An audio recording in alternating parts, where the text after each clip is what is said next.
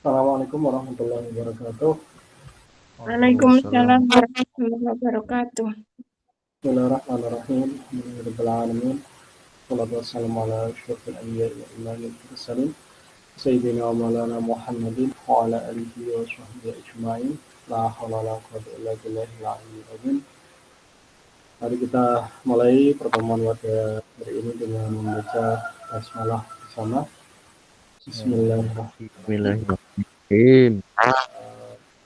Tema kita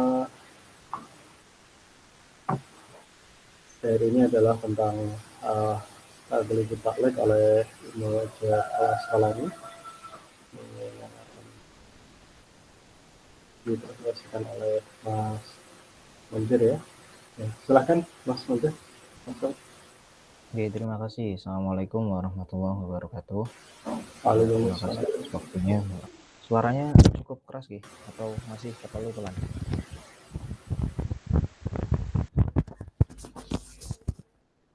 Suaranya cukup jelas nopo terlalu pelan? Ya, Mas. Oke, terima kasih. Oke, baik teman-teman, pada pagi hari ini kita akan sedikit berdiskusi tentang beberapa kritikan yang dilontarkan kepada Imam Al-Bukhari sekaligus kepada kitab Sahih Al-Bukhari. Jadi pembahasan kita nanti akan fokus kepada satu kitab yang diberikan oleh Bapak, yaitu terkait kitab Taghliqut Ta'liq. Saya buka presentasi. Saya share screen ya, Pak. Ya, silakan.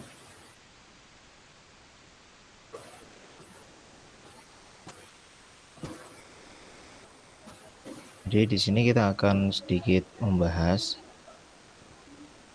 berdiskusi terkait muqaddimah yang dilancarkan atau disampaikan oleh Imam Ibnu Hajar Al-Asqalani.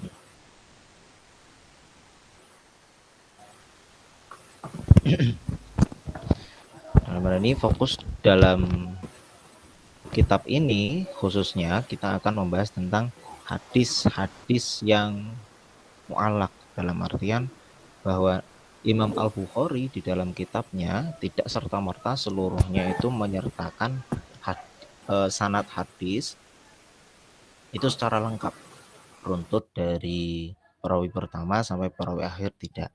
Tapi ternyata dalam kenyataannya banyak kritikan yang dilontarkan oleh beberapa sarjanawan hadis bahwa Imam Al-Bukhari itu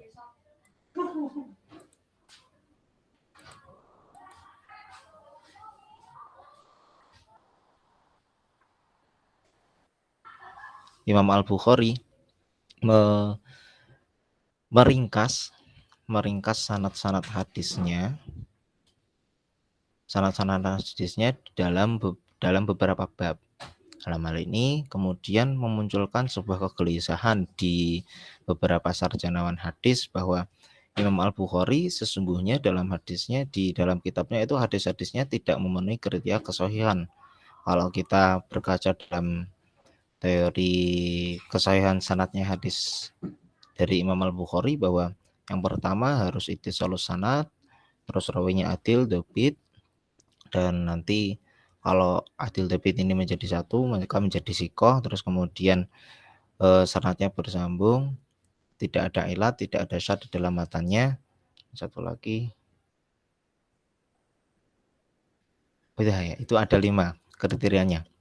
Nah, kemudian yang menjadi pertanyaan bahwa ada satu kritikan atau beberapa kritikan yang dilakukan oleh sarjanawan lain bahwa sanad yang disampaikan oleh Imam Al-Bukhari tidak sepenuhnya itu ittisal, tidak sepenuhnya bertemu. Hal ini yang menjadi kritikan bahwa penggunaan lafadz yang dilakukan oleh Imam Al-Bukhari ternyata tidak semuanya menggunakan hadasana atau tidak semuanya menggunakan as-simai dan lain-lain, sigot tahmul wal adanya. Oke, kita lanjut. Jadi latar belakang penulisan kitab Taghliqut Ta'liq antara lain, pertama, Imam Ibnu Hajar Al-Asqalani ingin membantu para sarjana hadis untuk menemukan makna-makna lafaz hadis yang gharib lafaz-lafaz hadis yang syakl, yang tanpa syakl, dan i'rab-i'rabnya dari lafaz hadis. Jadi hadis-hadis yang ada di Sahih Al-Bukhari terdapat makna-makna yang mungkin asing bagi beberapa pelajar atau sarjana hadis untuk mempelajarinya. Selain itu juga ada lafaz-lafaz yang tidak diharokati sehingga itu membuat kesusahan bagi para pembelajar di dalam kitab Sahih Al-Bukhari. Terus terkait menjelaskan i'rab-i'rab dari lafaz hadis. Yang kedua, memberikan wawasan tentang hadis-hadis yang gharib dan kesesuaian baca. Terus yang ketiga, menghubungkan hadis-hadis yang marfu, asar yang mauquf, asar yaitu hadis asar yang asar yang kemudian disandarkan kepada sahabat, dan sesuatu yang berhubungan dengan asar, baik itu nanti khobar dan lain-lain. Namun ya lebih spesifik untuk menghubungkan hadis yang munqati dengan asar. Dalam artian bahwa fokus dalam kitab ini itu memberikan perhatian penuh kepada perawi-perawi yang tidak dimunculkan oleh Imam Al-Bukhari dalam kitabnya. Orang-orang sarjana hadis yang lain, para kritikusnya itu mengkritik bahwa perawi-perawi yang tidak disampaikan oleh Imam Al-Bukhari ini bisa jadi bahwa Imam Al-Bukhari ini menyertakan hadis yang munqati, padahal tidak. Nanti ada pembelaan dari Imam Ibnu Hajar. Yang keempat, alasan penamaan taglid taklik. Jadi taglid taklik ini kan menutup, kalau secara tekstual kita maknai menutup beberapa komentar. Taglid itu menutup, ta'liq itu beberapa komentar. Tapi kalau dalam diskursus ilmu hadis nanti taglid ta'liq itu membela pentaklikan. Nah, maksudnya dari kitab itu seperti ini. Membela pentaklikan. Pentaklikan itu apa? Nanti kita jelaskan di slide selanjutnya. Al-Aqtalani hendak menutup komentar-komentar terhadap sanad-sanad yang berada di Sahih Al-Bukhari tersebut. Sebab kenapa? Yang tadi saya jelaskan bahwa Imam Al-Bukhari ini sejatinya tidak seluruhnya menyampaikan atau menyampaikan lengkap runtutan rantai sanad dari hadis ini. Tapi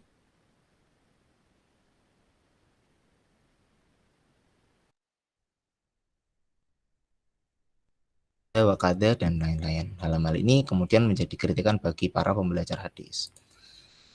Yang kelima, Al-Asqalani karena terdapat kritikan-kritikan yang dilontarkan kepada Imam Al-Bukhari, khususnya dalam kitab Sahih Al-Bukhari, dalam hal peringkasan sanad atau pentaklikan, maka beliau itu selama hidupnya belum menemukan kitab khusus yang membahas terkait ta'liq. Ta'liq itu apa? Ta'liq itu meringkas sanad, baik mulai dari awal, baik itu yang diringkas satu atau bisa lebih dari satu rawi, itu sampai di akhir sana. Jadi yang disertakan itu cuma sahabatnya. Ada kadang yang cuma disebutkan si Imam Al-Bukhari ini cuman perawi terakhir dan lain-lain. Di mana harus ada sebuah kitab khusus yang membahas tentang peringkasan sanad yang dilakukan oleh Imam Al-Bukhari. Maka dalam hal ini Imam Ibnu Hajar Al-Asqalani berusaha untuk memberikan sebuah sumbangsih untuk menjelaskan atau membela terkait ringkasan-ringkasan yang dilakukan oleh Imam Al-Bukhari. Nah, definisi ta'liq dan hadis mu'allaq. Ayyakhdafa min awalil isnad rajulan wa sa'idan mu'abbiran bisigati la taqtadi taksyrih bisima. Masalah qala wa ruya wa zada wa dzakara aw yarwi wa yudzakkira wa yuqalu wa ma asbaha dzalika min sigatil jazmi wa tamrid. Jadi ayah dapat di sini bukan berarti menghapus, tapi di sini meringkas dari awal sanad rojulan ke meringkas seorang perawi rojul yang dinyatakan dengan sigot yang tidak jelas. Jadi sigot-sigot yang lumrahnya itu disampaikan oleh Imam Al-Bukhari itu berupa sami'a, sami'tu, sami'na, atau hadasana, akhbaruna, dan lain-lain. Tapi ternyata di dalam hadis-hadis yang diringkas oleh Imam Al-Bukhari itu ternyata tidak menggunakan sigot-sigot seperti itu. La taqtadi tasrih bisima, tidak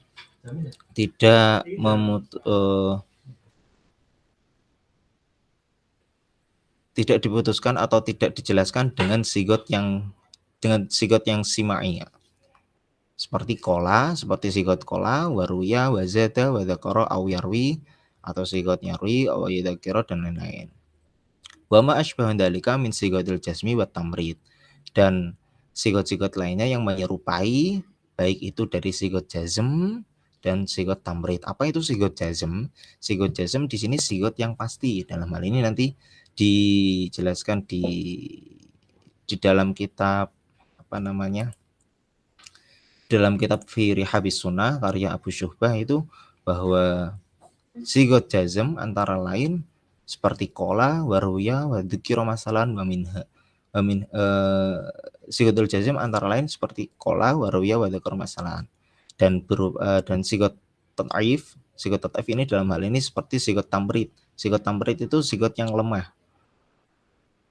Sigot yang lemah itu kalau di Indonesia pakainya jari ini atau katanya seperti ini, seperti kalau di dalam diskursus ilmu hadis beliau Imam Al-Bukhari menggunakan sigot seperti kila, waruya, wayudkaro, seperti dikatakan bahwa seperti ini. Jadi tidak seakan-akan beliau itu tidak mendengar langsung tapi cuman menggunakan sigot tamrid. Di dalam Muqaddimah Ibnu Shalah makna dari ta'liq itu makhudhifa min mubtada'i isnadihi rawun fa aktsaru walau bi akhir sanad.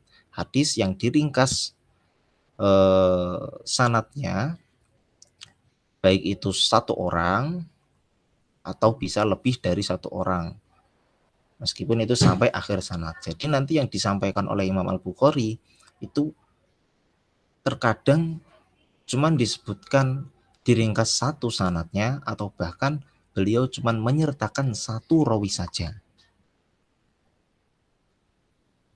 Dalam hal ini definisi ta'liq ini ada hubungannya dengan hadis mu'allaq. Hadis mu'allaq ini meringkas, atau kalau hadis mu'allaq ini kan masuk ke dalam diskursus hadis dhaif.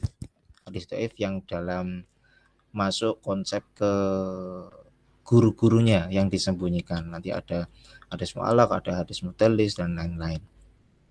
Nah, hadis mu'allaq ini mempunyai korelasi di mana ternyata Imam Al-Bukhari mendapat kritikan bahwa hadis-hadis yang disampaikan oleh Imam Al-Bukhari di dalam kitabnya itu ternyata banyak yang mengkritik bahwa hadis yang disampaikan Imam Al-Bukhari ini hadis mu'allaq. Padahal tidak, beliau ini ingin meringkas. Sebab kenapa? Nanti ada di slide selanjutnya.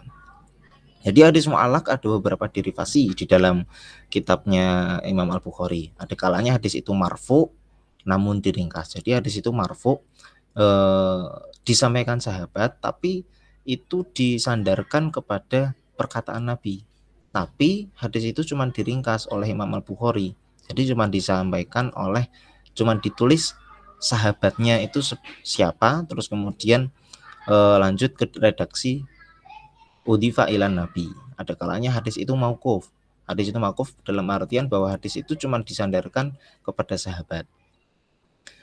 Terus kemudian derivasi hadis mu'allaq ada kalanya dengan sigotul jazm. Sigotul jazm tadi yang sudah saya jelaskan bahwa sigotul jazm itu sigot yang pasti atau sigot yang lebih kuat daripada sigotul tamrid tapi di bawah kredibilitas atau kapabilitas dari sigot simai.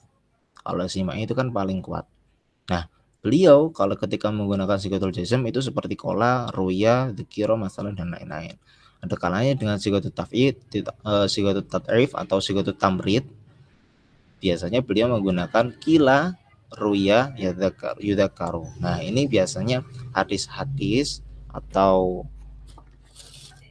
sigot-sigot yang digunakan oleh Imam Al-Bukhari ketika meriwayatkan hadis, tapi beliau meringkas dengan sigot-sigot yang berbeda. Dalam hal ini pakai kila, ruya dan lain-lain. Nah, kenapa kok Al-Bukhari ini melakukan ta'liq atau meringkas sanadnya itu? Pertama, peringkasan yang dilakukan oleh Imam Al-Bukhari dikarenakan para perawi sudah dinilai sikoh, sehingga hanya perlu menunjukkan perawi atau dengan sigotul jazm kemudian diikuti matan. Jadi perawi-perawi yang disampaikan oleh Imam Al-Bukhari ini sebenarnya ada kalanya sudah sikoh semua. Nah, supaya meringkas, supaya tidak terlalu banyak menyampaikan sanad-sanadnya, beliau ini meringkas tapi menggunakan sigotul jazm, sigot yang pasti, sigot yang kuat seperti tadi, qola, roya, dan lain-lain. Tidak menggunakan sigotul tamrid. Kemudian setelah menggunakan sigotul jazm, beliau kemudian mengikuti dengan langsung menyebutkan matannya. Yang kedua, peringkasan dilakukan sebab makna hadisnya akan dijelaskan di sebuah bab yang lain, meskipun dengan jalur periwayatan yang lain. Nah, ini yang luput dari beberapa sarjana hadis, bahwa peringkasan yang dilakukan oleh Imam Al-Bukhari ini bukan semata-mata subjektivitas atau ego dari Imam Al-Bukhari, tapi hadis yang disampaikan oleh Imam Al-Bukhari ketika beliau meringkas nanti akan atau sudah dijelaskan di bab lain dengan sanad yang lengkap, meskipun dengan jalur periwayatan yang lain. Jadi matannya itu sama, tapi sanadnya itu beda. Jadi misal di kitab Taharati itu nanti disebutkan qola kadza wa kadza, tapi nanti di kitab Shalah ternyata beliau itu menyebutkan sanadnya secara lengkap dengan matan yang sama di kitab Taharah. Nah, ini yang sangat luput, yang sering luput dari pantauan oleh para kritikusnya. Terus yang ketiga, peringkasan dilakukan untuk menunjukkan penggunaan sigotus sima di antara para rawi, namun ada salah satu gurunya yang dinilai modelis.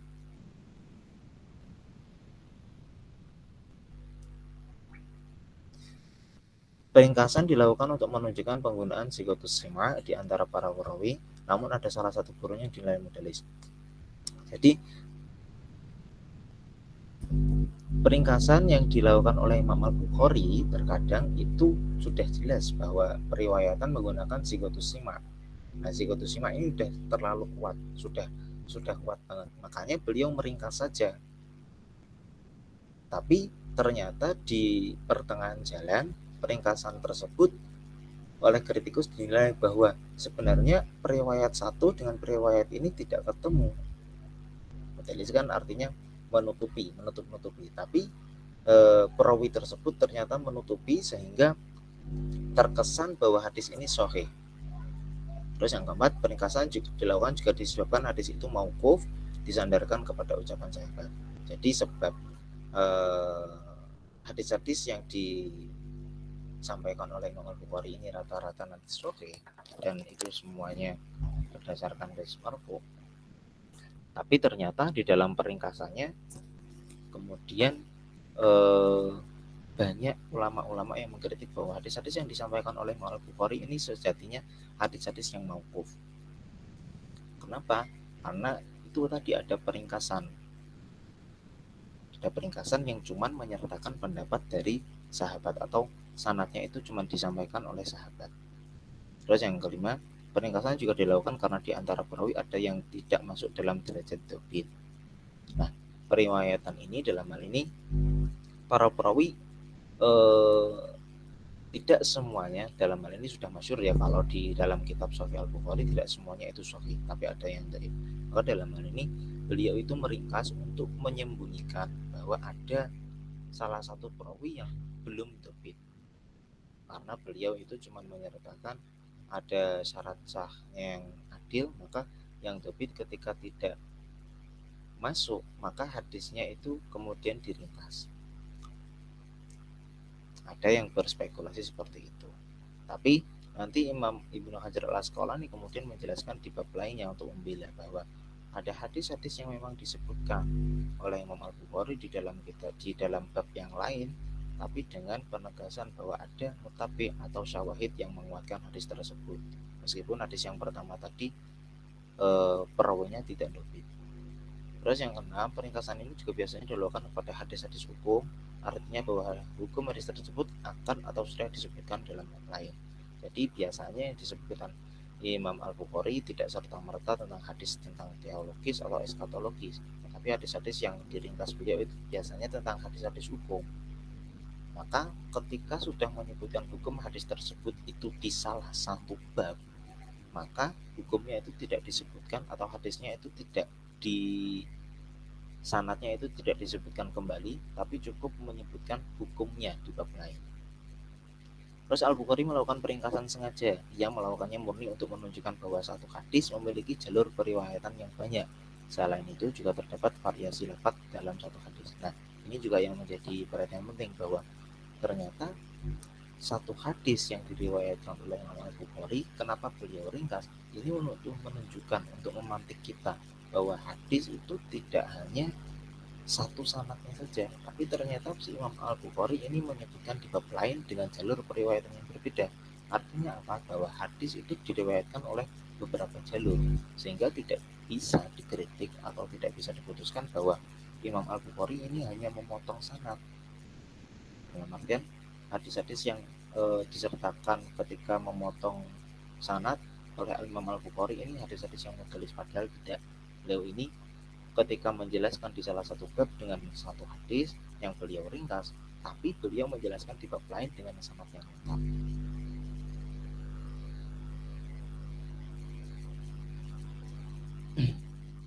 Nah, ini yang kemudian menjadi kritikan oleh beberapa perhatian oleh Imam Ibnu Hajar Al-Asqalani. Jika terdapat ta'liq atau peringkasan yang menggunakan sigat tamrid, maka ia dianggap dhaif karena sebab riwayatnya yang diringkas. Karena kan kalau sahih itu tadi yang pertama bahwa ada ittisalus sanad. Kalau Imam Al-Bukhari lebih menegaskan bahwa perawi itu harus ketemu dan satu zaman. Akan tetapi kedhaifan yang terdapat di dalam pentaklikan hadis yang diringkas itu sifatnya biasanya ringan, nggak sampai berat. Sebab terkadang ini disahihkan dengan sanad yang lain di bab lain. Jadi terkadang cuma ada di satu bab diringkas, tapi ternyata orang itu belum baca kalau hadis ini juga disebutkan di bab lain dengan sanad yang lengkap. Terus kita lanjut beberapa kritik dan pembelaan terhadap Imam Al-Bukhari.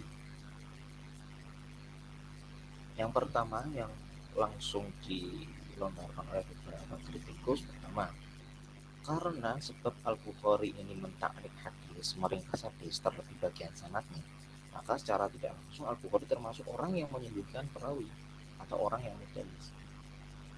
Ini sebenarnya rasional kalau kita melihat secara kenyataan di dalam kitabnya.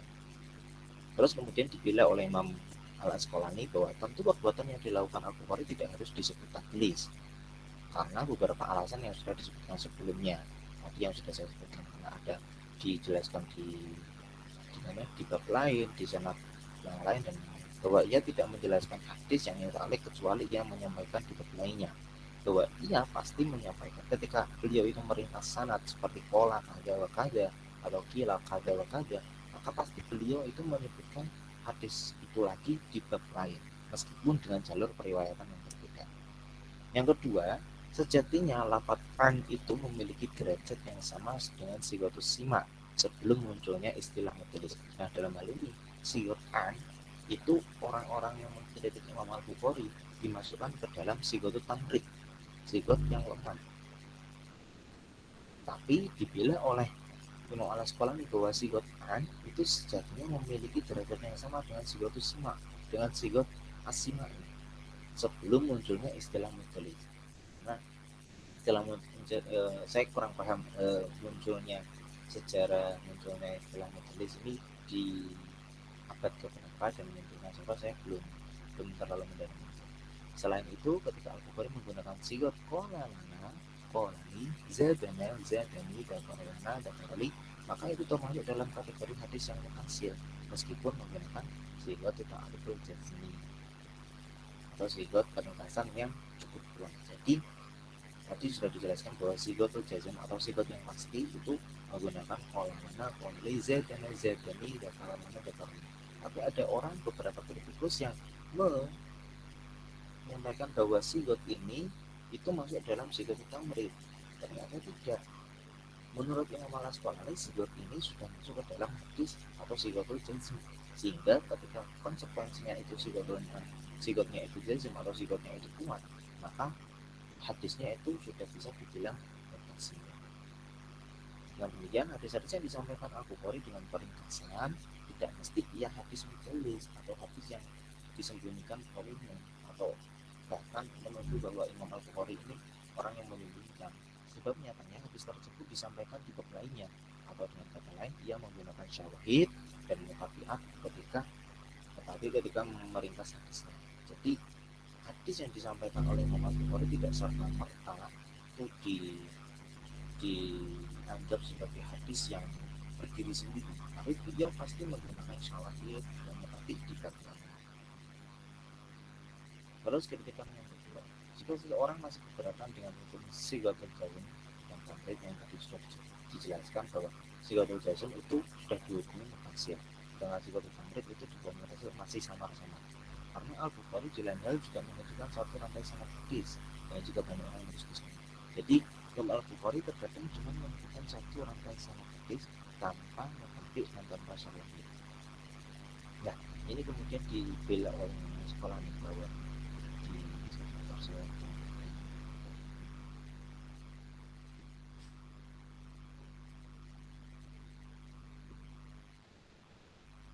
bahwa Imam Al-Bukhari ini sejatinya orang yang sudah mendalami ilmu hadis lama dan termasuk dari orang yang mujtahid dalam ilmu hadis, maka sesungguhnya pembelaan atau kritikan tersebut tidak berlaku bagi si Imam Al-Bukhari. Sebab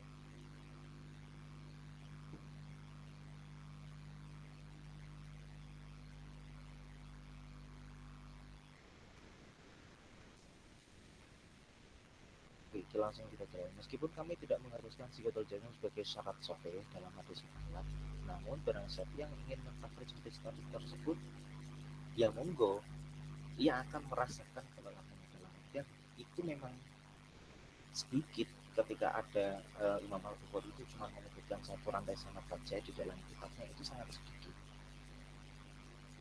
Sebab hadis mu'allaq yang menggunakan sighatul jazm sanadnya memang hanya satu. Bahkan Anda tidak akan menemukan hadis-hadis marfu yang mu'allaq yang disahihkan para ulama kan, aku berani tertambahkan. Sebenarnya sighatul jazm atau sighat jazm yang dipakai oleh Imam Al-Bukhari itu sebenarnya sudah maklum atau sudah lazim digunakan oleh Imam Al-Bukhari. Tapi terkadang memang ada satu rantai sanad yang disampaikan oleh Imam Al-Asqalani bahwa ada satu hadis kurang lebih ada 170 kalau kita merujuk ke kitab Riyadhus Sunan karya Abu Syubah, itu ada 170 hadis yang mempunyai satu rantai sanad dan beliau Imam Al-Bukhari tidak menyertakan syawahid dan mutabik. Terus yang selanjutnya, Al-Bukhari telah menunjukkan beberapa hadis mu'allaq dengan sighat tamrid. Hadis mu'allaq dengan sighat tamrid yang tadi kila, karu, dan lain-lain. Kemudian yang menyebabkan dalam beberapa tema di kitab sahihnya dan ada juga yang tidak disandarkan. Maka hadis tersebut memiliki kualitas sahih menurut syarat Al-Bukhari. Padahal katanya sighat tamrid. Dalam ini beliau sighat tamrid kan dikritisi bahwa lafaz kila dan karo dan lain-lain tadi yang seperti disampaikan di slide sebelumnya itu ternyata juga ternyata kok dia bisa masuk dalam kriteria sahih Al-Bukhari, kriteria hadis sahih menurut Imam Al-Bukhari. Harus dibela oleh Imam Al-Asqalani. Ada kalanya Al-Bukhari itu menyebutkan hadis tersebut bertujuan untuk meringkas hadis-hadis mu'allaq atau memang hadis tersebut diriwayatkan secara belum makna.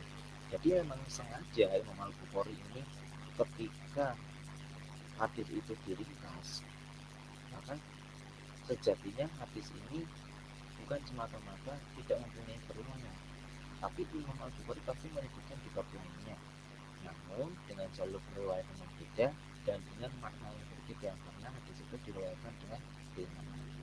Sesungguhnya sighatul tamrid terkadang juga digunakan dalam hadis yang sahih juga. Namun Al-Asqalani berpendapat bahwa memang benar hadis sahih terkadang juga menggunakan sighatul tamrid, namun hanya hadis-hadis yang memiliki ilah. Jadi sighat tamrid itu seperti yang tadi dilontarkan oleh para kritikusnya bahwa ada an, kila, dikaro, itu kan termasuk sighat yang tidak terlalu kuat atau tidak bisa masuk menandingi sighat semai atau sighat hadisana dan lain-lain. Maka itu tapi kok ternyata di dalam realitasnya ada kitab-kitab atau hadis-hadis yang sahih tapi menggunakan sighatul tamrid. Nah, terus Imam Al-Asqalani membela benar memang ada hadis sahih itu yang menggunakan sigatul tamrid, tapi ada pengecualian juga bahwa hadis-hadis yang di hadis-hadis mu'allaq yang memang itu di hadis-hadis mu'allaq yang dilontarkan oleh Imam Al-Bukhari itu dinilai sahih karena kok dinilai sahih. Ia dianggap sahih menggunakan sigatul tamrid. Jadi sistematikanya gini. Jadi hadis itu sahih. Hadis itu sahih, tapi itu menurut perkiraannya Imam Al-Bukhari. Tapi ternyata di dalam kitabnya beliau itu menggunakan sigatul tamrid, sigot yang sangat lemah seperti an, yukolu, yukaru dan lain-lain. Nah, kenapa kok beliau itu menggunakan sigot tamrid? Nah, di sini beliau memberikan sebuah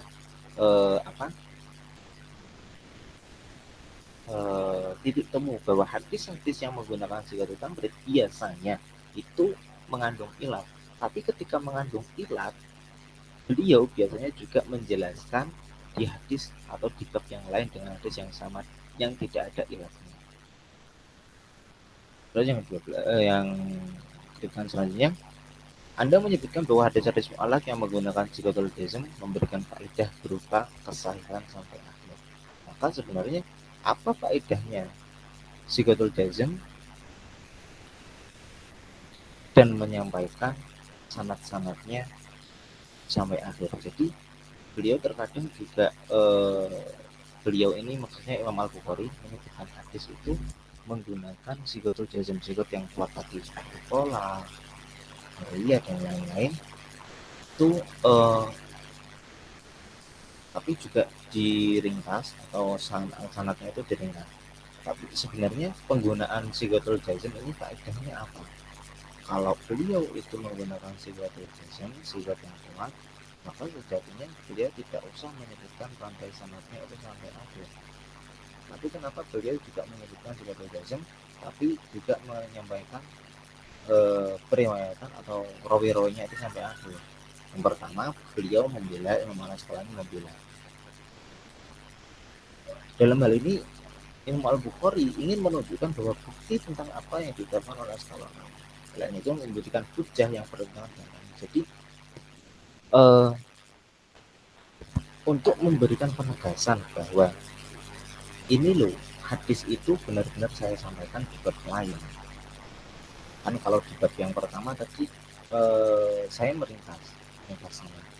Saya cuma menyertakan satu sahabat atau tabi'in yang menurut beliau itu kredibel untuk hadis ini.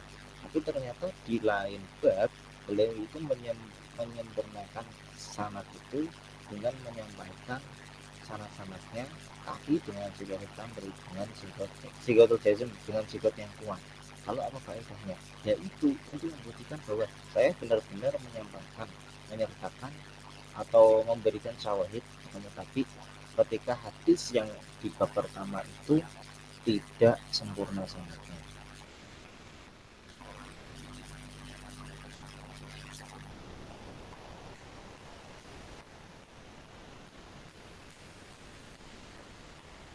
Itu aja dulu Pak presentasi saya. Terima kasih. Ya, terima kasih atas presentasinya. Silahkan kalau ada yang bertanya atau ada tambahan dari teman-teman yang lain.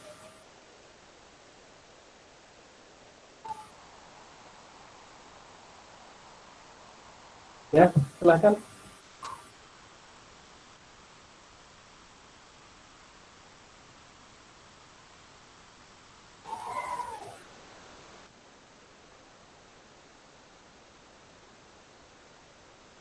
Nggak ada.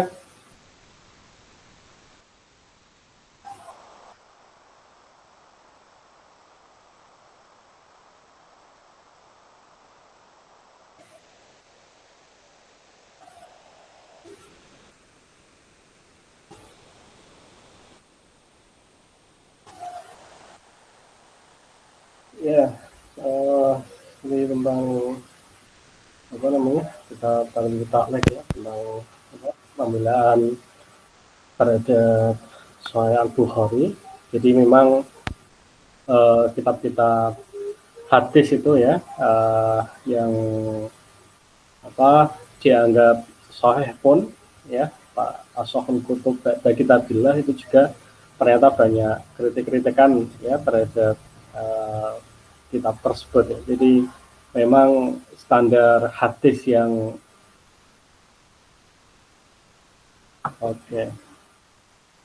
ya Mas Rizal ya belum keluar suaranya Mas, masih di mute kayaknya. Jadi standar hadis itu memang bukan standar yang matematis ya, artinya standar itu dinamis. Jadi karena sifatnya istihadi ya, baik itu terkait dengan penilaian rawi, baik itu dengan kualitas rawi, kemudian silsilatus sanad ya dan lain sebagainya, itu ya karena istihadi dan dinamis itu maka tidak ada standar yang baku ya. Bahkan untuk silsilatul dzahab ya, itu yang silsilah emas dalam hadis itu kan ada yang an Syafi'i, kemudian an Malik, an Nafi', an Ibnu Umar, an Rasulullah itu, dan ya banyak sekali silsilatul dzahab itu juga nanti mungkin tidak terlepas dari kontroversi penilaian rawi. Apalagi Nafi' ini kan dia juga maula, ini kan nanti juga banyak yang melihatnya ya dari sisi maulanya ya, jadi mawali yang bekas Buddha itu juga kan nanti juga bisa dipermasalahkan, sehingga nanti klaim-klaim Ashahul Kutub itu juga sangat banyak sekali ya. Misalnya nanti Muwatta juga nanti diklaim sebagai Ashahul Kutub, Muslim juga sebagai Ashahul Kutub ya. Kemudian nanti bahkan kitab-kitab yang paling awal pun sebelum Al-Bukhari misalnya seperti Syaifah Hamam bin Munabbih, kemudian nanti ada Musannaf Ibnu Abi Syaibah dan lain sebagainya ya, termasuk Musannaf Abdul Razak itu yang banyak dijadikan titik kajian sanad oleh misalnya seperti para orientalis ya, itu yang menjadi dianggap awal-awal kajian hadis itu kan juga nanti bisa juga sebagai Ashahul Kutub, sehingga nanti perlu klaim-klaim itu dibuktikan dengan dengan isinya, apakah memang seperti itu, apakah ada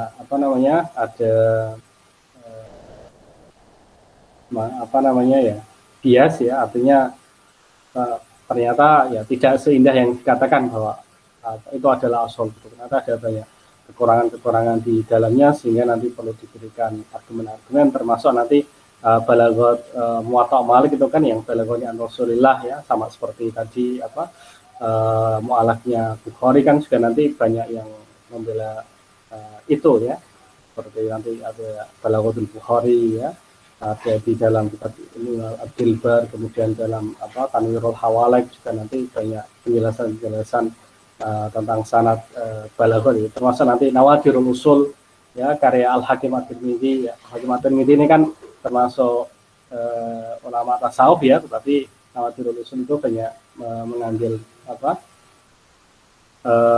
hadis-hadis yang berkaitan dengan etika dengan tasawuf. Cuma di situ terputus ya sananya, tapi belakangan ada muhakkik ya, ada editor yang memberikan penelusuran terhadap jalur-jalur tersebut, dan ternyata juga bersambung semua. Jadi ya itu ya, jadi fenomena sanad itu ternyata sangat banyak sekali ya, banyak yang sengaja dihilangkan, banyak yang sengaja mungkin dimubhamkan ya, diberikan juga banyak yang mubham qala hadatsana Muhammad ya, Muhammad ini yang gurunya Bukhari itu, Muhammad siapa itu, yang konflik ya tentang khalqul Quran ya, bahwa Quran itu makhluk, dan juga banyak hadis lain yang nanti juga tidak terdeteksi, atau bahkan mungkin guru-guru itu juga mungkin sangat sulit untuk mencari biografinya. Nah, nanti di situ juga nanti ada Sifatul Jazmi wa Tamrid ya. Sifatul Jazmi itu ya kalau di dalam nahwu itu ya seperti mabni maklum itu ya, jadi kola rawa ya, itu Mungkin kalau sigo tamrid ya itu seperti mabni majul ya, seperti ruya ya, kemudian gila dan lain sebagainya. Atau mungkin jegal-jegal yang di situ tidak memberikan kepastian tentang suatu riwayat dengan korena atau indikasi-indikasi tertentu di dalam sanadnya Al-Bukhari. Ya, silahkan Mas Rizal mau bertanya. Ya, ya silahkan Mas Rizal.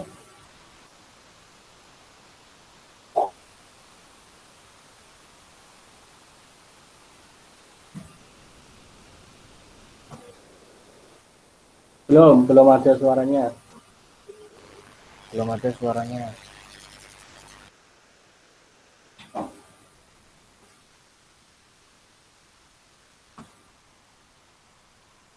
Di refresh Mas. Namanya keluar lagi terus masuk lagi.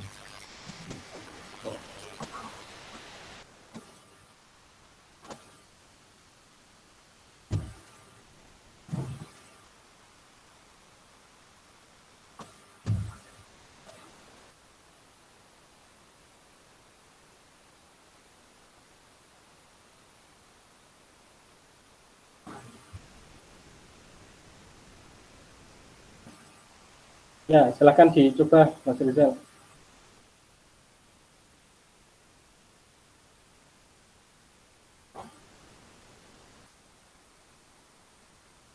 Nah, keluar lagi nih.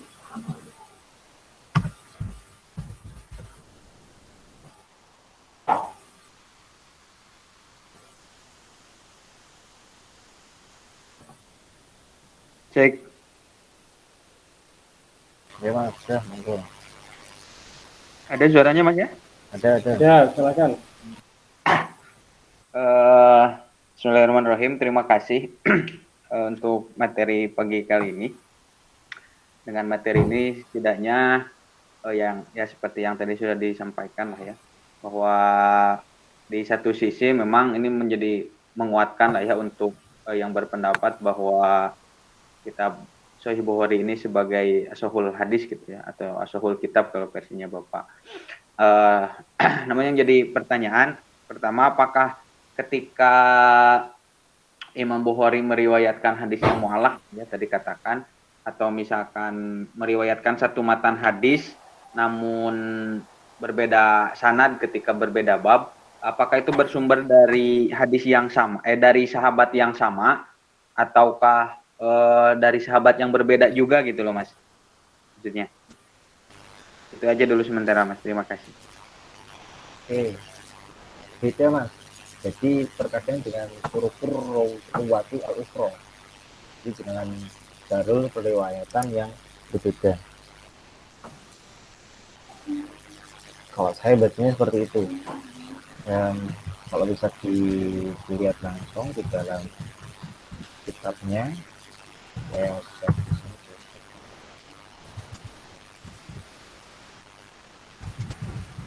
jadi contohnya seperti ini. Sudah masih setting. Sudah masuk.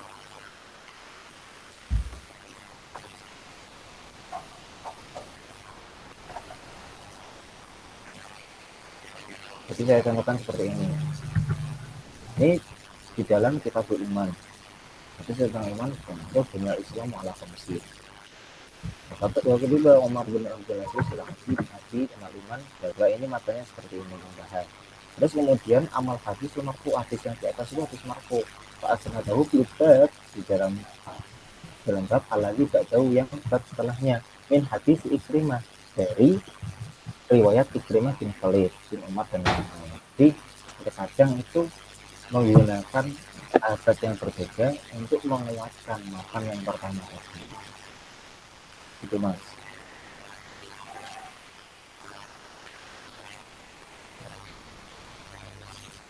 Berarti Mas, kalau ada hadis yang diringkas secara sanad gitu ya, tapi bersumber dari sahabat yang berbeda, berarti tobako setelahnya sama seperti misalkan di tabiin atau tabiut tabiinnya itu sama gitu sehingga Imam Bukhari ini meringkas sanadnya gitu loh Mas.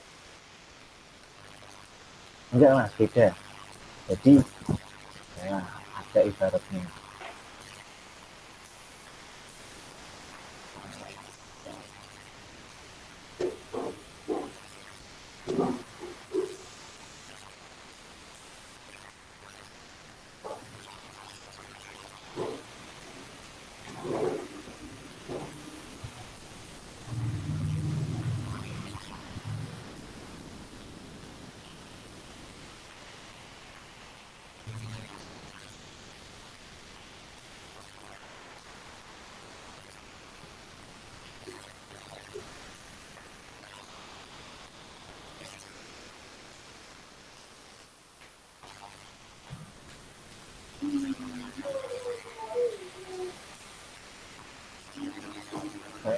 Membaca di sisi yang kayak ada kompor itu yang di atasnya itu tergantung juga beda, dan itu ketika berbeda sigat-sigat yang digunakan itu juga berbeda. Nah ini yang kemudian memunculkan sebuah pembedaan. Jadi ada riwayat yang pertama ini menggunakan sigat resmi, yang kedua ini menggunakan sigat tamrid. Nah kemudian ini juga dinilai bahwa ini sebenarnya mutabik atau syawahid dari hadis yang sebelumnya sudah dijelaskan.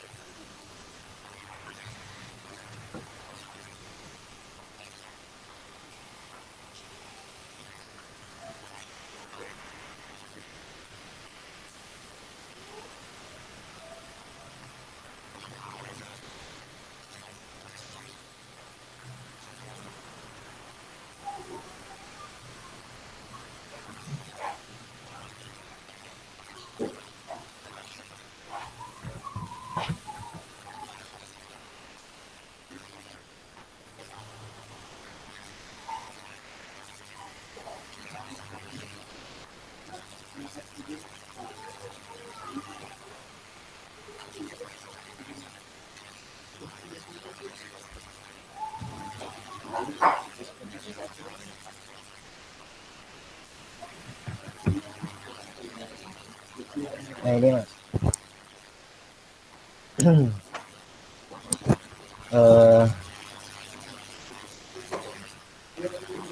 sekolah lalu Imam As-Qalani ini berkata anak al-Fajrini dari kaidah dia dalil itu tidak mengharuskan kaidah ini tanpa dalil, karena sebenarnya anha ala khilafu asli ini sebenarnya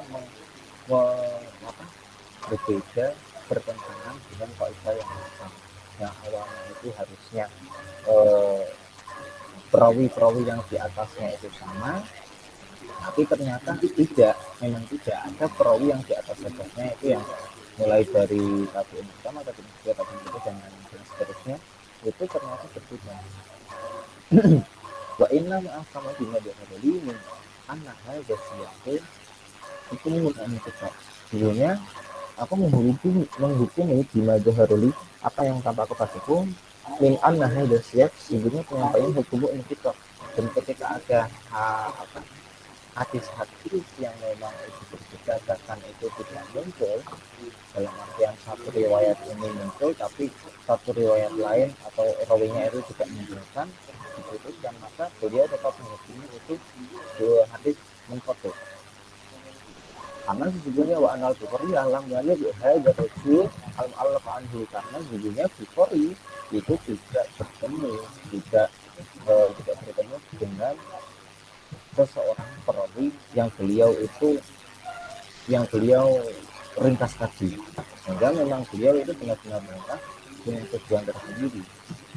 Pertama beliau tidak ketemu, menunjukkan bahwa memang itu perawinya memang disembunyikan atau perawinya itu menyembunyikan perawi setelahnya atau sebelumnya.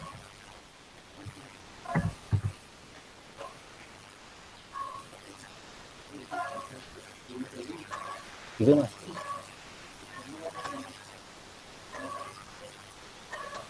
Oh iya, oke. Terima kasih jawabannya Mas.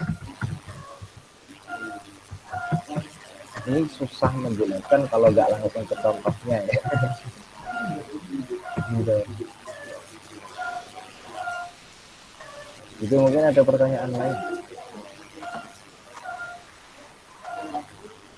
Ya, ada yang lain?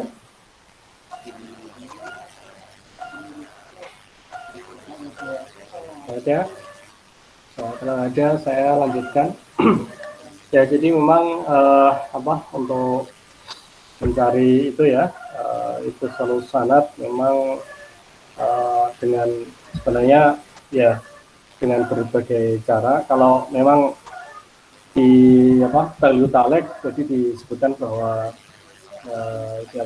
Ibnu Hajar mencari sanad yang memang bersambung dengan musonef ya, dengan Bukhari ya, tidak dengan yang lainnya.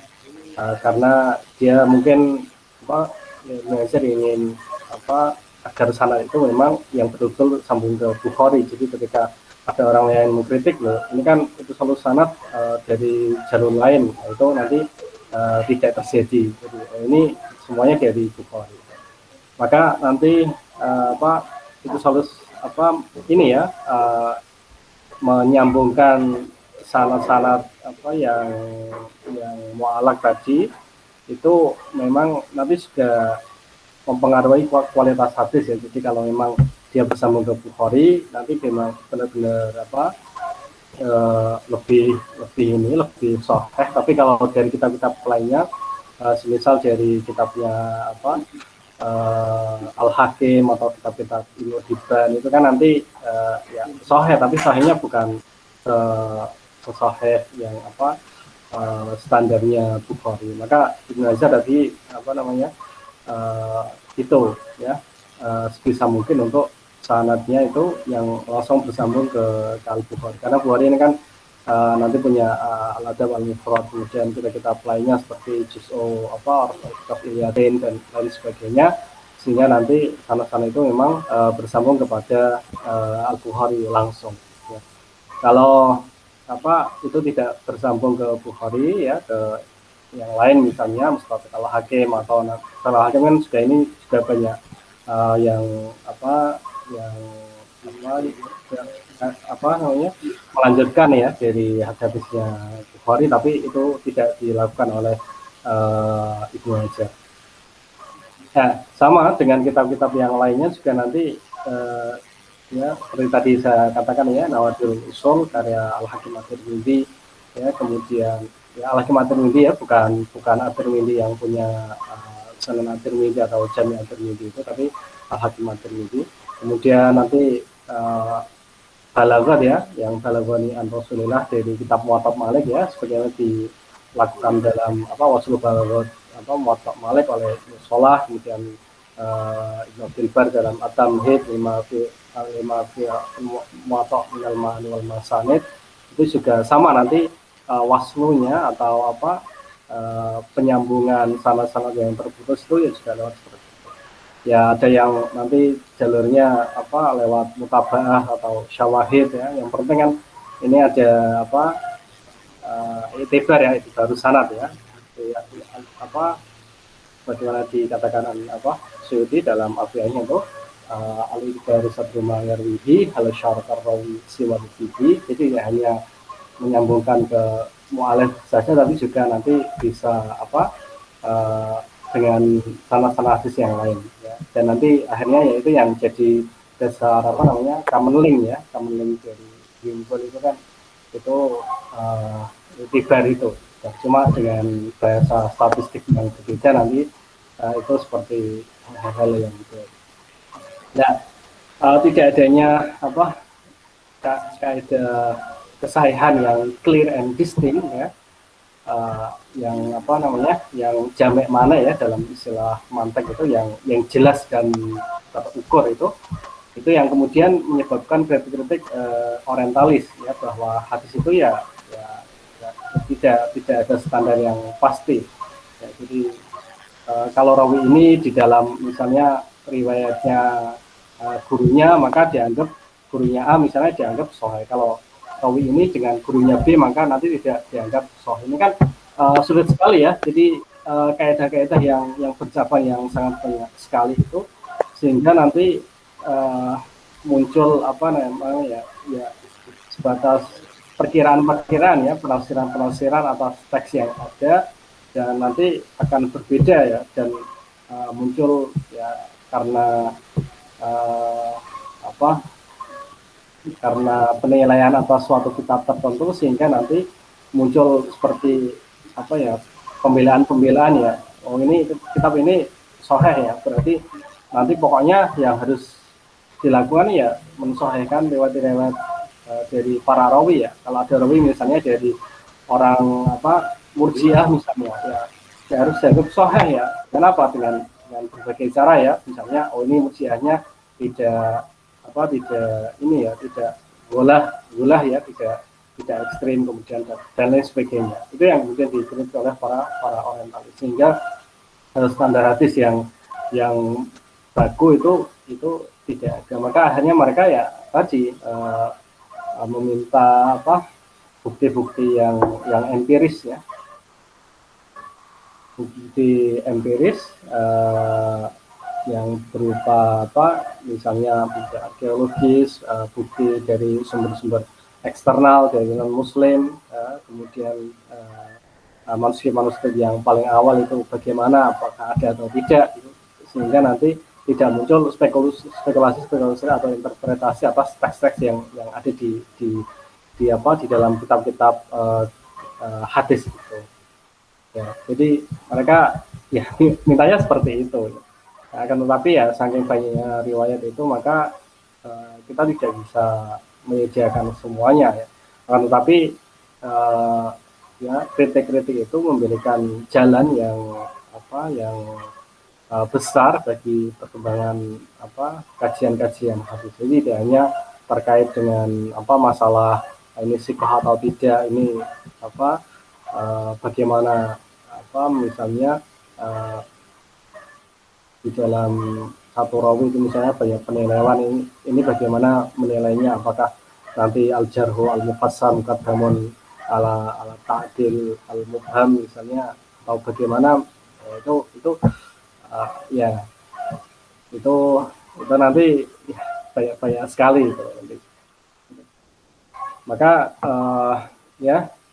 bahwa kriteria ashahul kutub ini mungkin banyak disepakati oleh para ulama, namun kita juga harus mengembangkan dan melihat kembali apakah memang benar-benar ashahul kutub dan konsisten dengan riwayat-riwayat di dalamnya, atau mungkin butuh nanti misalnya kodifikasi ulang ya, untuk bagaimana mengumpulkan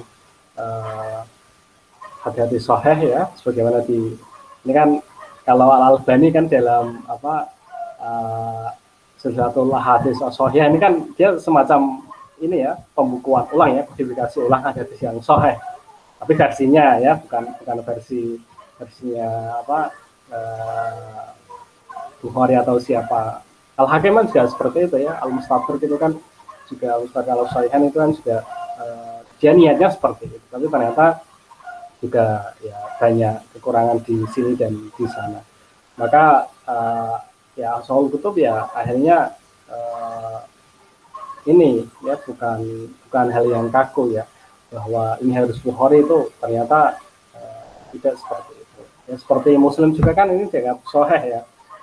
Kenapa seperti itu ya? Di dalam satu bait ya, karena saat qaumun fil Bukhari wa Muslimin di al-jumlah fil fadli kana taqaddumu ya, lain kata Bukhari ala Muslim sihatan ya, fakat bakal Muslimun fakat bakal fi husni sinati Muslim. Jadi kalau Bukhari itu dianggap sahih ya karena memang kualitasnya seperti itu. Namun dengan adanya hadis-hadis mu'allaq, kemudian adanya hadis yang sanadnya dibuang, rawi-rawi dari orang-orang yang tidak ahli sunnah itu kan juga nanti mengurangi dari kualitas itu. Muslim juga seperti itu, nanti dia dianggap sahih karena husnus sina'ah ya. Husnus sina'ah itu artinya dia lebih sistematis. Kalau Bukhari kan bab-bab dalam kitab Toharoh misalnya, nanti kadang ada bab haji masuk ke dalam bab Toharoh. Walaupun itu sebenarnya diniatkan untuk memperkuat hadis atau menjelaskan hadis, tapi ya itu dianggap tidak sistematis. Kalau Bukhari kan Muslim kan lebih sistematis ya, dari tabib bab fikih maupun bab yang lain ya di dalam sahihnya itu kan lebih sistematis daripada yang lainnya. Dan juga yang nanti menerangkan Muwatta ya, karena Muwatta itu lebih sahih karena secara historis itu pertama kitab yang memuat hadis-hadis yang berbab ya, yang ada bab-babnya. Kemudian juga Malik secara historis dia di Madinah ya, dekat dengan praktek-praktek yang dilakukan oleh Rasulullah ya ketika di Madinah ya, yang kemudian menjadi amal ahli Madinah itu. Kemudian nanti juga Malik termasuk guru-gurunya lebih senior daripada Bukhari, daripada Imam Syafi'i, daripada Muslim dan lain sebagainya ya. Jadi nanti itu kriteria sahih itu. Tapi memang ya namanya penilaian itu kan subjektif ya, walaupun mempunyai bukti-bukti pendukung bahwa ini sahih, ini yang paling sahih, ini yang tidak sahih, tetapi semuanya ya tetap dinamis ya, karena penilaian itu kan karena subjektif itu kan akhirnya orang-orang yang datang setelahnya juga mengkritik ya dengan perspektif yang lain, dengan bukti yang lain, sehingga nanti ya penilaian itu menjadi tidak satu ya, tidak tunggal, sehingga nanti klaim-klaim atau perebutan otoritas tertinggi kitab hadis itu ya masih berlaku hingga sekarang. Bahkan dengan adanya silsilatul ahadits as-shahihah ini kan juga klaim ini otoritas hadis terbaru kan. Kita lihat misalnya orang-orang salafi itu kan pakainya hampir ini Sahih al-Bukhari. Hadis ini lah disahihkan oleh Al-Albani. Hadis ini ada di dalam silsilatul ahadits as-shahihah misalnya. Untuk mendaftarkan juga seperti itu. Ini kan juga bentuk ini ya, kodifikasi hadis dhaif yang dia ingin merebut otoritas kitab-kitab terdahulu ya, silsilatul ahadits ad-dhaifah Al-Albani. Sehingga nanti ini dijadikan dasar bagi orang-orang salafi untuk mensahihkan dan mendhaifkan suatu hadis. Nah, ini kita yang di dalam golongan kelompok Islam yang non salafi ini kan yang belum banyak muncul ya, yang belum ada ya itu kodifikasi ulang tentang hadis yang sahih sesuai dengan perkembangan kajian yang ada. Bahkan Jamul Jawami juga itu kan ya itu walaupun menyajikan penilaian dari kritikus yang banyak sekali ya, yang heterogen ya, tidak seperti Mausu'al Hadis itu kan di Sahihnya Al-Albani ya. Jamul itu lebih heterogen ya, jadi semuanya ditampilkan ya, yang menilai siapa yang tidak siapa, tapi ya juga seperti itu karena itu buatan ya, orang tertentu, tentunya tidak terlepas dari ideologi-ideologi yang menyertainya ya. Artinya tidak semua kitab, tidak semua penilaian masuk di dalamnya, sehingga ya kita tetap kritis ya terhadap penilaian hadis yang beredar di masyarakat. Dan tentunya juga nanti kajian-kajian dari orientalis itu yang selama ini masih banyak ya di kajian-kajian isnad ya, kajian-kajian sanad itu kan yang paling banyak dikaji karena memang dia banyak datanya, banyak apa istilahnya sistem pengetahuan sanad itu lebih banyak ya daripada matan, sehingga kita masih banyak yang orientalis juga ya, itu yang masih banyak fokus kepada sanad gitu. Tapi ya diskursus yang kembangkan sekarang itu lebih ini ya, lebih banyak mengembangkan pengetahuan hadis ya, daripada kita kita terima apa adanya saja dari ulama terdahulu ya, yang nanti akhirnya ya pengetahuan itu nanti statis ya, dan nanti akhirnya tidak berkembang ya, tidak muncul kajian-kajian yang selalu berkembang ya, tidak ya, continuous improvement, itu tidak ada perbaikan secara terus-menerus, sehingga nantinya ya kaku, tidak menyesuaikan dengan perkembangan kontemporer. Nah, itu ya yang kita bahas pada hari ini terkait dengan pembelaan terhadap Sahih Bukhari. Mungkin ada pertanyaan yang lain?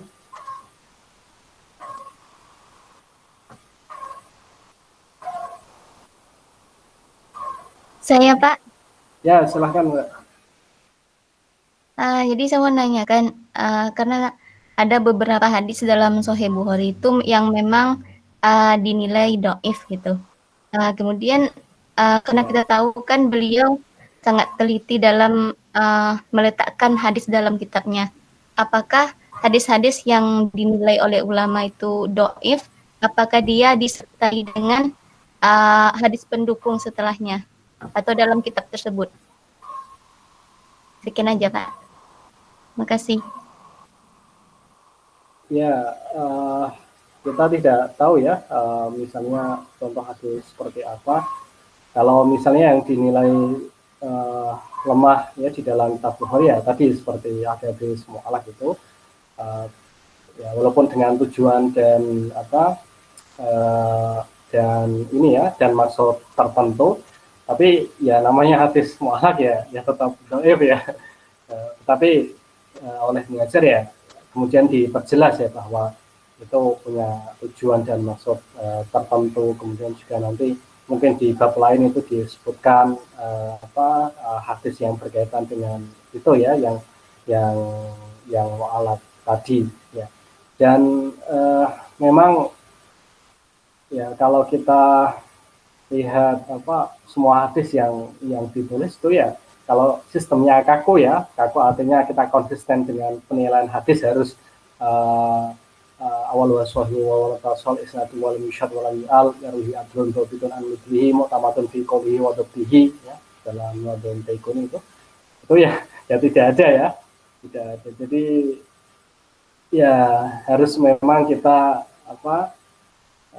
istilahnya ya kita ini ya, kita proporsional ya, bahwa karena kajian-kajian yang ya, terkait dengan penilaian orang itu kan subjektif, dan apalagi ini kajian-kajian sosial humaniora, maka tidak bisa diperlakukan sebagai sebagaimana kajian-kajian ilmu-ilmu alam yang sistematis dan terukur ya. Kalau A tambah B maka nanti AB itu tidak bisa seperti itu ya. Maka ya kalau orang menilai Sahih Bukhari paling sahih ya, yaitu karena mayoritas hadis di dalamnya itu lebih sahih daripada kitab-kitab yang lainnya ya, seperti kitab Tirmidzi ini kan ya lebih baik Bukhari ya dalam kualitas kitab maupun dari kualitas sanad dan matan ya. Jadi memang ini yang sebenarnya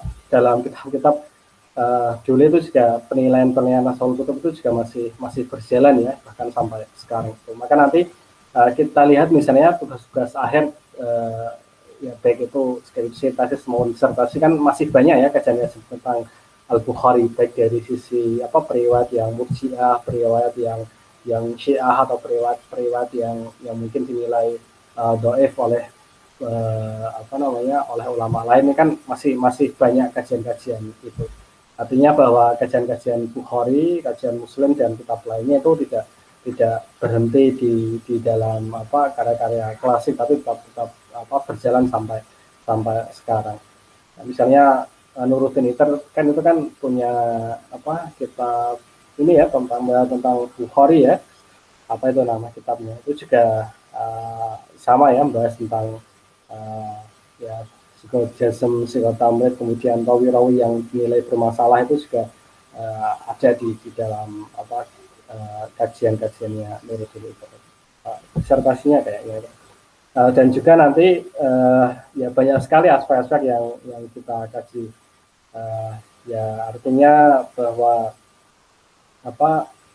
ternyata penilaian itu ya tafsir itu ternyata juga tidak selesai ya di masa lalu, tetap berjalan sampai sekarang.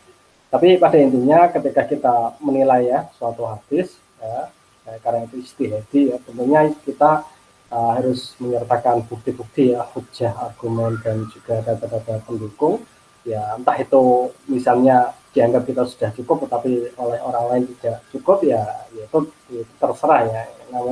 Karena namanya penyajian data itu kan tergantung data yang ada ya, tergantung dari kitab, dari manuskrip, dari kajian-kajian yang telah dilakukan, sehingga nanti semakin banyak manuskrip yang ditemukan, semakin banyak kajian yang dilakukan, nanti akan berkembang ya data-data pendukung itu.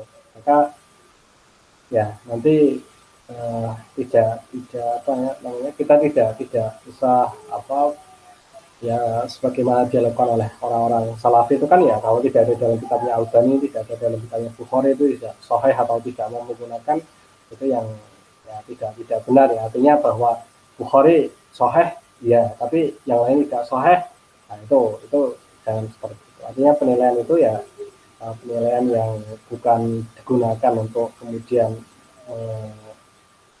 ini ya mendegradasi kualitas yang lainnya, itu bukan, tapi untuk membandingkan, untuk kita tahu bagaimana kualitas dari sahih tidaknya kitab Bukhari atau kitab-kitab yang lain. Ya itu ya, memang kalau kajian-kajian di timur ya memang seperti itu ya, karena sifatnya istihadi ya, dalam qawaid ulumul hadis oleh At-Tahanami itu kan ya berulang kali disampaikan ya, bahwa ya, penilaian karena istihadi, apalagi kaidah juga kan, walaupun kaidahnya misalnya ya al-jarhu al-mufassar muqaddam ala ta'dil al-mujmal misalnya itu kan, tapi pada penerapannya tidak simpel itu ya. Masalah seperti kaidah-kaidah fikih ya, misalnya itu ijtama'aturuni ya, fa'alaikum bi akhafihima, tapi kan ya, yang akhaf itu yang mana ya, kita seperti apa, kemudian kalau sudah dapat yang akhaf ya, nanti aplikasinya, implementasinya seperti apa, kita juga kesulitan, dan tentunya berbeda satu orang dengan yang lain.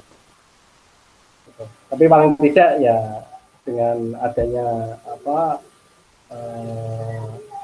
istilahnya ya, tidak ada standar yang baku, itu yang menyebabkan kajian-kajian yang ada itu ya berjalan terus ya. Kalau kajian-kajian ilmu alam itu kan lama sekali ya untuk membuktikan benar tidaknya, untuk melakukan falsifikasi atau untuk menilai ulang kajian itu. Misalnya dari zamannya Newton ya, gravitasi itu ya dari atas ke bawah, kemudian zaman ke relativitas berapa pesawat kita tiap waktu itu bisa melakukan kajian-kajian ulang interpretasi atas yang kajian-kajian yang sudah dilakukan. Ya, ada yang lain? Saya Pak. Ya, silakan Mbak. Pak, kalau sebuah kitab itu dikritik, terus kritikannya diterima, itu apakah ada pembaharuan atau masih dengan kitab yang sama gitu Pak? Atau gimana?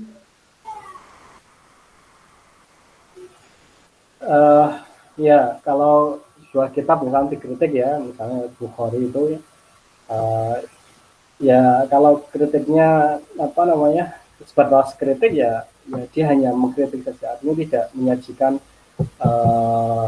apa kitab yang atau hadis yang sahih menurut dia itu seperti apa, itu ya tidak ada ya. Artinya dia sebatas menyampaikan kritik ya, seperti Ibnu Hajar ini kan walaupun dengan apa Fathul Barinya, dengan apa hadis harinya misalnya, hadis hari itu kan dia sudah dari awal sudah menyampaikan ini hadis apa rawi yang bermasalah dalam Bukhari ini, tapi dia kemudian dijelaskan bagaimana statusnya dalam Bukhari, tapi kan ya dia tidak mengarang sendiri ya, kitab yang misalnya sahih yang konsisten, yang tidak mengikuti langkah Bukhari itu seperti apa. Bukhari ini kan ya istilahnya apa ya, ya tidak 100% ini ya 100% konsisten dengan kriteria sahih ya, tetapi juga Ibnu Hajar juga tidak mengarah, karena dulu itu kan ya semacam ini ya takdis ya, takdis soal afkar ya, jadi pengkultusan atau ya menganggap suci, menganggap sudah benar karya-karya terdahulu, sehingga nanti apa dialektika keilmuan ya, ketika tesis, antitesis, sintesis itu tidak terjadi di dalam tradisi di timur ya.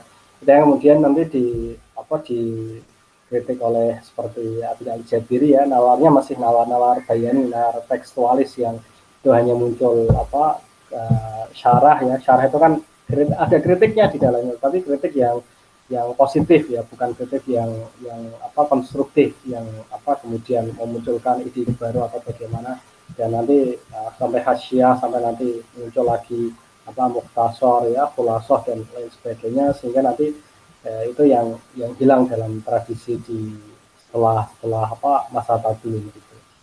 Masa tabi'in sampai Ibnu Hajar Al-Asqalani pun itu kan ya tidak ada hal yang baru ya. Sama kemarin kita tentang apa sistematika atau macam-macam ilmu hadis itu kan ya sampai Ibnu Sholah dari Al-Hakim ya, dari Roma Hurmuzi, Al-Hakim, Ibnu Sholah sampai An-Nawawi dan itu kan tidak perkembangan yang signifikan. Al-Bulki ini misalnya di dalam apa hadis tentang apa kitab tentang ulumul hadis pun juga ya, tidak banyak apa namanya yang ada di ini tradisi yang ada di kodifikasi. Pada masa tabi'in ini kan, masa kodifikasi ini kan banyak lompatan-lompatan ya di dalamnya, banyak apa diskursus, banyak wacana-wacana yang itu tidak terbatas di satu tempat, satu tema, dan itu menyebar dan apa tidak dibatasi oleh klaim-klaim yang akhirnya nanti menghambat ini perkembangan bangsa. Jadi ya itu kritik ya hanya sebatas kritik ya. Kecuali Al-Bani ya, Al-Bani itu kan dia punya sisilah itu, tapi juga sisilahnya juga nanti ya banyak yang mendoakan juga kan itu. Ya, Sahih Bukhari kan beberapa yang dilakukan sama Al-Bani. Tapi ya juga seperti itu ya, tetap apa di situ banyak hadis yang tetap bisa dipermasalahkan. Itu ya, Pak? Iya, Pak. Terima kasih. Ya, kalau sudah tidak ada, ini minggu depan kita tentang ini ya, kesahihan hadis di Masyriq dan Maghrib. Ini nanti yang apa, yang Maghrib itu yang dia kalau kaitannya dengan Malik itu berarti Maghrib ya. Nanti kalau misalnya di dalam ini ya, di dalam Al-Ilma ila Ma'rifati Ushul Riwayah wa Tahdhib sama ini karya Al-Qadiyat. Nanti kalau dia menyebutkan apa misalnya Malik itu berarti dia diikuti oleh ulama-ulama maghrib, karena ulama maghrib banyak mengikuti standarnya Imam Malik ya gitu. Jadi nanti misalnya tentang ini ya, ada al-qiraah, ada sama kalau nanti apa pola Malik itu berarti dia diikuti oleh ulama maghrib ya, ulama maghrib. Ya walaupun nanti ada perbedaan tersendiri ya, tapi secara garis besar itu kalau Malik ya nanti diikuti oleh ulama-ulama. So, nanti kita akan membahas tentang bagaimana tahammul ada ya, tahammul ada apa ini kan mempengaruhi kualitas periwayatan, tapi nanti juga standarnya berbeda antara ulama Masyriq dengan ulama Maghrib yang mengikuti Malik ya. Nanti bagaimana dinamika di dalamnya, dan nanti yang akan menyebabkan kriteria hadis itu berbeda ya, tentang ya sahih tidaknya di Masyriq dan di Maghrib. Oke, mari kita akhiri dengan pertemuan kita dengan membaca hamdalah bersama. Alhamdulillahirabbil alamin. Alhamdulillah. Minggu yang akan datang. Ya, Bapak nanti mau minta recordingnya, Pak? Ya, ini kemarin muncul sore hari kayaknya. Jadi kan nanti di email selesai jam berapa nanti. Ya nanti kalau sudah selesai nanti saya kirimkan.